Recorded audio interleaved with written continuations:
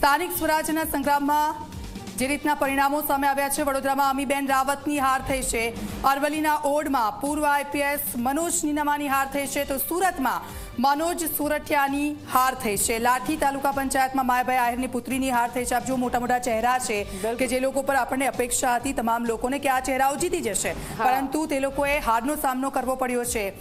બિલકુલ, રાજકોટમાં કોંગ્રેસના ઉમેદવાર આરજી આભાની પણ હાર થઈ છે। હાઈ પ્રોફાઇલ આ સીટ ભેસાણ જિલ્લા પંચાયતમાં ભૂપત ભાણની હાર થઈ છે। ધારાસભ્યનું પદ છોડ્યું, પરંતુ પછી હવે કોર્પોરેટર પણ નથી બની શકતા। આ તરફ ભેસાણ જિલ્લા પંચાયતમાં ભૂપત ભાણીની હાર થઈ છે। એક મોટો ફટકો ભૂપતભાઈને ચોક્કસથી અહીં પડી રહ્યો છે। સ્થાનિક સ્વરાજ્યને સંગ્રામમાં મોટા ઉલટફેર સામે આવ્યા છે। લાગતું હતું જે ઉમેદવારો જીતશે તે ઉમેદવારોને હારનો સામનો કરવો પડી રહ્યો છે। વડોદરામાંથી અમીબેન રાવત જેઓને હારનો સામનો કરવો પડ્યો, સાથે પૂર્વ આઈપીએસ મનોજ નીનામા, સુરતમાં મનોજ સોરઠિયા, માયાભાઈ આહિરના પુત્રીની હાર થઈ। આ તમામ એવા મોટા ચહેરા જેમને જીતની અપેક્ષા હતી, પરંતુ અહીં મોટી હાર, એક મોટો ફટકો ચોક્કસથી કહી શકાય।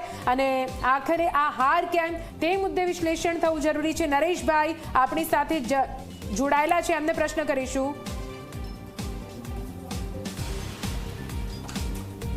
રજનીભાઈ આપની પાસે જ આવીશ। આપની આ રીતે મોટા ચહેરાઓની હાર, તેની પાછળનું કારણ શું કહી શકાય? કેમ કે આપણે કહેતા હોઈએ છીએ કે સ્થાનિક સ્વરાજ્યની ચૂંટણીમાં વ્યક્તિગત ઓળખ વધારે કામ કરતી હોય છે, તો અહીં આખરે ક્યાં કંઈ એ ચૂક રહી ગઈ છે જેથી આ મોટા ચહેરાઓને હારનો સામનો કરવો પડ્યો?